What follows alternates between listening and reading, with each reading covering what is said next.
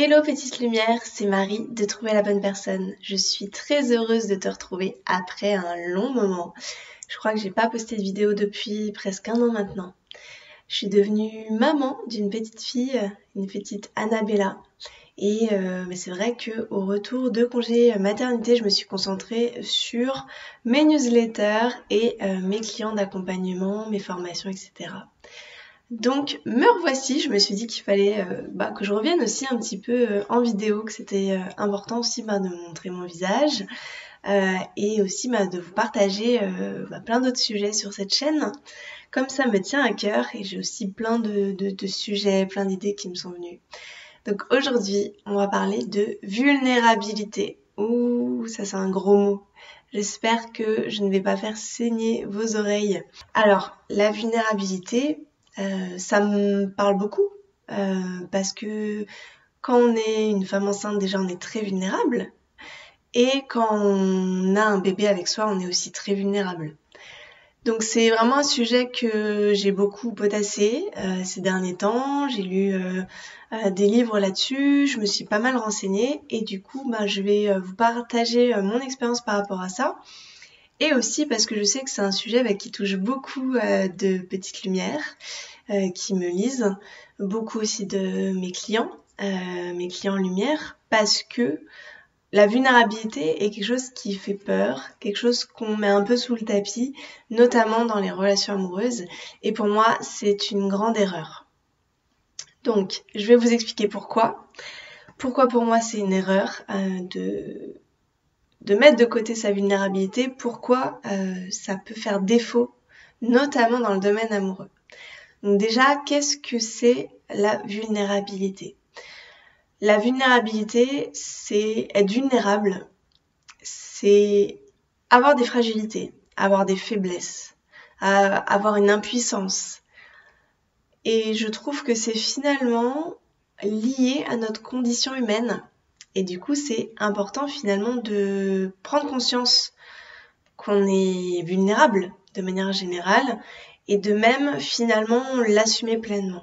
Pourquoi ? En fait, en tant qu'être humain, ça fait peur finalement d'être impuissant. On a envie beaucoup de garder le contrôle de notre vie et du coup, on a tendance face aux obstacles de la vie, face aux interrogations qu'on a sur la vie, à se forger une sorte d'armure et porter le masque de la femme indépendante, forte, courageuse, ou le masque de l'homme puissant, fort, le pilier de la famille, le pilier de la société. Et du coup, derrière ce masque, il y a finalement un petit être humain vulnérable.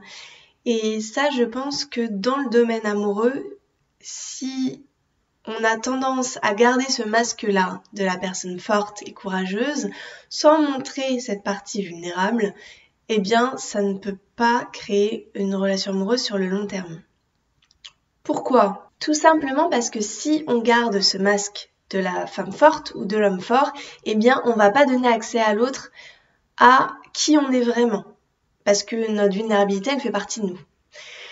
On va pas donner accès à l'autre finalement entièrement à notre cœur, on va garder une certaine distance, on va pas donner accès à l'autre, à notre âme. Je vais donner peut-être un exemple plus concret. Dans les films, j'en parle souvent, dans les films, il se passe toujours quelque chose d'assez magique quand l'un des deux personnages se montre vulnérable à l'autre, quand il montre finalement ce qu'il a au fond de lui, quand il montre que finalement il est peut-être pas ce personnage qu'il montrait depuis le début, ce personnage arrogant, ce personnage très courageux, tout puissant, à partir du moment où il donne accès à l'autre, à certaines de ses faiblesses, qu'il les montre au grand jour, eh bien ça va toucher l'autre en plein cœur et il va se passer quelque chose. C'est là où il va y avoir un début d'émotion. Et on va dire, il n'y a pas de sentiment amoureux sans un début d'émotion. C'est pour ça que je parle beaucoup de tout ce qui est dimension émotionnelle. Et la dimension émotionnelle, pour moi, elle va se créer uniquement si on donne accès à l'autre à cette partie vulnérable. Quand la personne en face se montre vulnérable, ça va nous toucher en plein cœur. Qu'est-ce qui se passe exactement ? Déjà, quand l'autre se montre vulnérable, on va se dire qu'en fait finalement cette personne nous fait suffisamment confiance pour nous donner accès à sa vulnérabilité, pour nous la montrer.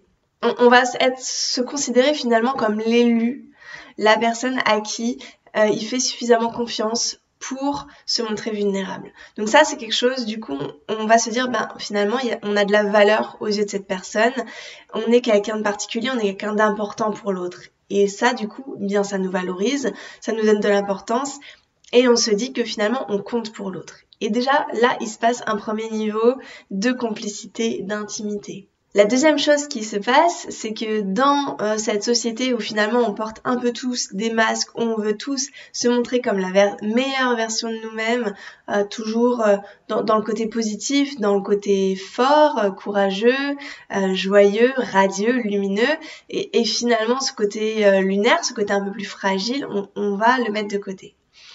Et finalement, il faut beaucoup de courage pour l'assumer, cette impuissance.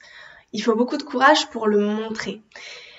Et du coup, ça suscite une sorte d'admiration aussi quand on a quelqu'un en face qui ose se montrer vulnérable, tout en montrant que finalement, c'est quelque chose qui n'est pas grave, c'est quelque chose qui fait partie de nous tous, et que finalement, eh bien, on peut vivre avec, et on peut l'assumer avec courage, et en faire aussi une sorte de force, une fragilité qui devient une force.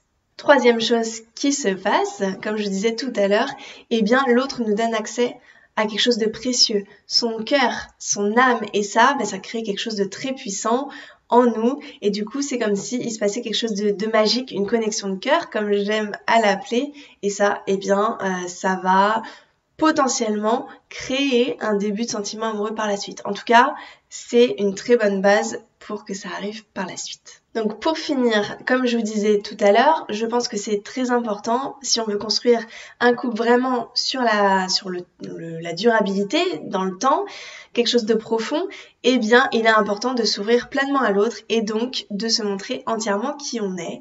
Et pour se montrer entièrement qui on est, eh bien il est important de montrer aussi qu'on est impuissant, qu'on est parfois vulnérable, comme une femme enceinte par exemple, d'assumer pleinement que non, on peut pas tout gérer tout seul, qu'on a parfois besoin d'aide, qu'on a besoin des autres, qu'on a tous besoin des autres. Ça, c'est vraiment une claque aussi que je me suis prise finalement. J'avais cette croyance finalement que je pouvais tout gérer toute seule, finalement, assumer, même si je suis heureuse en couple, même si j'ai un quotidien avec quelqu'un finalement, même s'il y a de l'entraide, eh bien j'étais persuadée que malgré tout, si jamais il se passait quoi que ce soit, eh bien j'avais les ressources pour moi de m'en sortir totalement toute seule. Sauf que oui, clairement en soi oui, mais on a quand même tous besoin des autres, et je pense que d'autant plus dans cette société aujourd'hui où on a tendance à être plus individualiste au fur et à mesure du temps. Je pense qu'il est important de remettre vraiment l'entraide et l'interdépendance au centre de nos relations et de l'assumer pleinement. C'est-à-dire simplement de dire dans notre relation amoureuse, eh bien, j'ai besoin de toi. De regarder dans les yeux de l'autre et de lui dire, on forme une équipe, là j'ai besoin de toi, j'ai besoin de ton soutien, j'ai besoin que tu viennes m'aider. Et ça, c'est hyper important, je trouve, pour créer quelque chose de profond dans la durabilité et d'assumer pleinement, là, j'y arrive pas toute seule. Là, je sais pas. Là, dans cette situation-là, je peux pas gérer toute seule, j'ai besoin de toi. Et ça, je pense d'assumer ça, de pas en avoir honte, de pas se dire je suis en insécurité parce que je peux pas tout gérer toute seule. Finalement, eh bien, ça permet à l'autre de prendre aussi pleinement sa place, de laisser sa place de conjointe à l'autre pleinement dans l'interdépendance. C'est-à-dire de se considérer soi-même comme un pilier et d'avoir suffisamment de ressources pour s'en sortir en cas de survie seul, mais au quotidien vraiment de pouvoir s'autoriser à compter sur l'autre, à se montrer vulnérable, qu'il y a des moments où on ne peut pas gérer. Oui, on pourrait gérer, mais en mode survie, c'est pas l'objectif. Donc on va aller chercher de l'aide, on va aller demander du soutien, on va vraiment pouvoir compter sur l'autre. Et ça, je pense que ça vient aussi de soi-même, de se l'autoriser de se dire je suis en sécurité même quand je demande de l'aide. Voilà, c'était mon petit message dans cette vidéo. J'espère que ça aura résonné en vous. Si c'est le cas, je vous invite vraiment à vous abonner à mes petits mots du matin en cliquant sur le lien juste en dessous pour avoir accès au programme gratuit qui s'appelle Posture du cœur.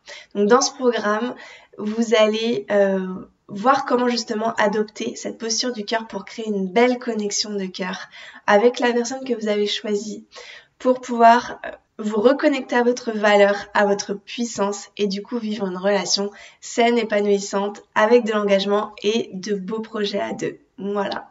Si cette vidéo vous a parlé, je vous invite vraiment à vous abonner à mes petits mots du matin que vous recevrez 2 fois par semaine en plus du programme gratuit Posture du cœur. Je vous dis à très bientôt. Passez une lumineuse journée, petite lumière, et à très vite.